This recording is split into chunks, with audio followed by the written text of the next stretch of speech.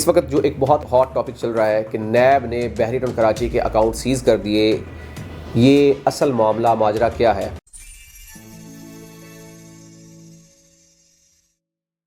अस्सलाम वालेकुम जी, कैसे हैं आप सब लोग? खैरियत से? मैं हूं मुनीर अहमद सिरात रियल एस्टेट बिल्डर के प्लेटफॉर्म से। इस वक्त जो एक बहुत हॉट टॉपिक चल रहा है कि नैब ने बहरी टाउन कराची के अकाउंट सीज़ कर दिए। ये असल मामला माजरा क्या है? बहुत सारे क्लाइंट्स ने, मोस्टली ओवरसीज़ पाकिस्तानियों ने हमें कॉल्स की, मैसेजेस किए और पूछा कि इसकी क्या वजह है, क्या सूरत हाल है।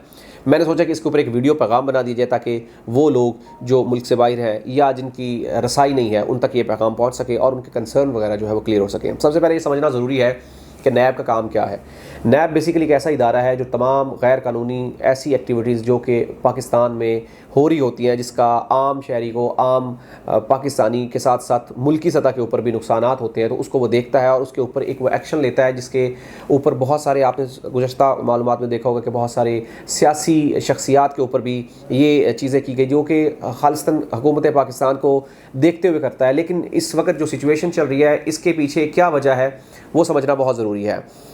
कुछ टाइम पहले नैब की तरफ से एक इश्तिहार आता है अखबार के ऊपर कि अगर आपको बहरिया टाउन कराची, बहरिया टाउन लाहौर या इसी तरीके से किसी दूसरी सोसाइटी, बिल्डर, डेवलपर के ऊपर किसी भी किस्म का कोई मामला है, मसला है, या किसी भी बिल्डर ने, डेवलपर ने आपको चीट किया है, या किसी भी बिल्डर या डेवलपर की तरफ आपके पैसे फंसे हुए हैं, तो आप उसके ऊपर FIR करवा के उसके अगेंस्ट जो है वो केस दायर कर सकते हैं। इसके बाद हुआ ये कि बहुत सारे लोग, जो कि ज़ाहिरी बात है बहरी कराची के मामला काफ़ी सारे डिस्टर्ब थे, out of boundary files, disputed files, relocation, number exchange, बहुत सारे मामला चले जो कि काफ़ी हद तक रिजॉल्व हो चुके थे। लेकिन ज़ाहिरी बात है कुछ लोग अभी भी इस मामले को फेस कर रहे हैं, झील रहे हैं। तो उन लोगों ने रिक्वेस्ट की, जिसकी बना पे गवर्नमेंट ऑफ पाकिस्तान की तरफ से नैब के हुक्म के मुताबिक बहरिया टाउन कराची के कमर्शियल प्रॉपर्टीज़ के तमाम अकाउंट सीज कर दिए गए। अब इसमें एक बात बहुत काबिल गौर है कि ये जो केस किया है, ये जो नैब कर रहा है, ये बहरिया टाउन या मलिक रियाज के ख़िलाफ़ कर रहा है, ना कि उन हजरात के ख़िलाफ़ जो कि इंडिविजुअल हैं, जिनकी प्रॉपर्टीज़ हैं, जो कि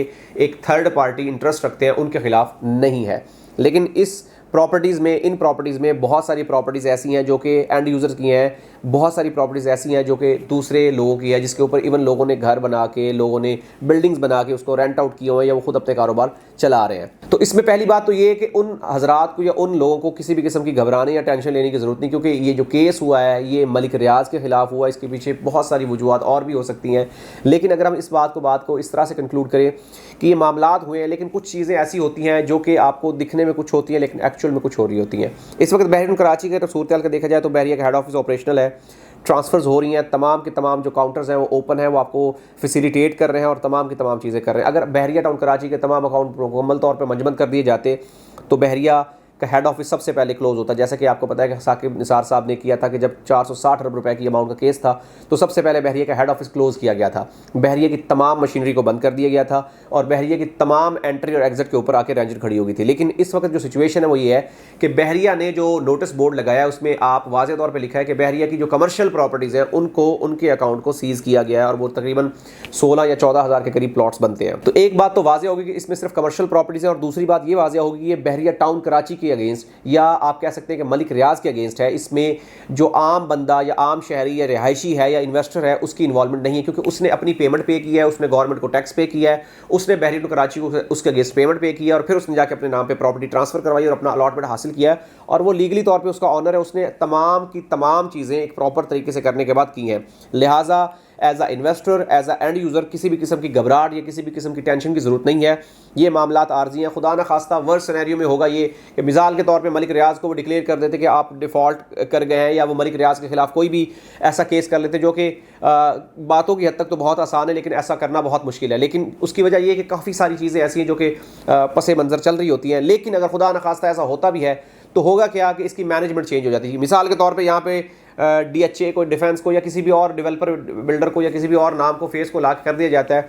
मैनेजमेंट सेम होगी, एरिया सेम होगा, लोग सेम होंगे, लेकिन उसका जो फ़ायदा होगा ये होगा कि चीज़ें मज़ीद बेहतरी की तरफ जाएंगी। एक बात अपने ज़हन में रखें कि डिज़ास्टर के बाद चीज़ें अल्लाह की रहमत की तरफ जाती हैं। हम अगर इसको देखें कि जब 460 अरब रुपए का केस बना था, जब बहरिया की लाइट्स ऑफ हो गई थी, जब बहरिया का हेड ऑफिस क्लोज हो गया था, लेकिन जब बहरिया ने ये एडमिट कर लिया कि हम 460 अरब रुपए की अमाउंट पे करते हैं, उसके बाद जो पहला काम हुआ ये हुआ कि MDA ने 18,996 एकड़ लैंड का मैप अप्रूव कर दिया और ये खबरों के ऊपर भी आ गया और ये आपके न्यूज़पेपर के ऊपर भी आ गया और एमडीए ने कहा कि आप इसकी वेरिफिकेशन हमारे ऑफिस से भी कर सकते हैं। मतलब उसके बाद जो सबसे पहला काम हुआ कि ये प्रोजेक्ट लीगली तौर पे गवर्नमेंट के कागजों में क्लियर हो गया कि हम इसकी पेमेंट कंप्लीट करने के बाद आप इसको लीज कर देंगे। लेकिन इस वक्त जो सिचुएशन है कि इसके बाद जो हालात होंगे वो ये होंगे कि आप एज अ एंड यूजर अगर हैं तो आप सिक्योर हो जाएंगे, क्योंकि ये सारा मामला जो हो रहा है ये एंड यूजर को सिक्योर करने के लिए हो रहा है। डायरेक्टली इनडायरेक्टली जो है एंड यूजर उसका फायदा हो रहा है, क्योंकि एंड यूजर डेफिनेटली अपनी पेमेंट पे करके बैठा है, अपने मामला सारे करके बैठा है और जिस दिन ये मामला रिजॉल्व होगा तो इंशाल्लाह चीज़ें लीज की तरफ जाएंगी और जो लीज के 1 साल 2 साल 2.5 साल हमें वेट करना पड़ना था उससे जान छूटेगी और जितना जल्दी हो सकेगा चीज़ें लीज की तरफ जाएंगी। मिसाल के तौर पे आपको जब लीज की अप्रूवल मिल जाती है और आप अपनी प्रॉपर्टी को लीज करवाना चाहते हैं, आप अपने टैक्सेस पे करें और अपनी प्रॉपर्टी लीज करवाएं, मामलात ही खत्म हो जाएंगे। और इसके बाद जिस दिन ये प्रॉपर्टी लीज हो जाएगी तो आपको क्या लगता है कि इस प्रॉपर्टी की प्राइसेस सेम रहेंगी, यहाँ के मामलात सेम रहेंगे? अभी जो आए रोज़ मामलात हो रहे हैं, फड्डे हो रहे हैं, हर रोज़ कोई ना कोई नया इशू क्रिएट हो रहा होता है, क्या ये दोबारा रहेंगे? हरगिज़ नहीं रहेंगे। जिस दिन ये लीज हो गई तो पिछले तमाम प्रॉब्लम्स के ऊपर, पिछली तमाम इश्यूज़ के ऊपर पानी फेर दिया जाएगा और तमाम की तमाम चीज़ों को ग्रीन चिट मिल जाएगी और वो अपनी चीज़ों को लेकर प्रोसीड कर रहे होंगे।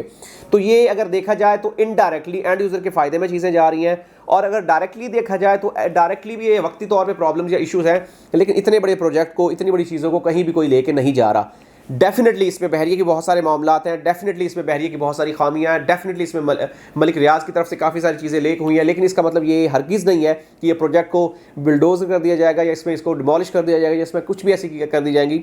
लिहाजा घबराने या टेंशन लेने की ज़रूरत नहीं है। आर्जी तौर पर, टेम्परेरी तौर पर ये महीना चलता है, 2 महीने चलते हैं, 6 महीने चलते हैं, मामला चलेंगे, लेकिन उसके बाद चीज़ें बेहतर की तरफ जाएंगी। हमारी कोशिश होती है कि हम एक जर्नल और एक गैर जानबदाराना तौर पे चीज़ों को बताएं। अगर कोई भी मजीद इन्फॉर्मेशन, हेल्प या किसी भी किस्म की गाइडलाइन चाहिए हो तो आप हमारे दिए गए नंबर्स पर रब्ता कर सकते हैं। हमारा यूट्यूब चैनल ज़रूर सब्सक्राइब करें ताकि लेटेस्ट न्यूज़ अपडेट्स आप तक पहुँचती रहे। मिलते एक नई वीडियो के साथ। अल्लाह हाफ़िज़।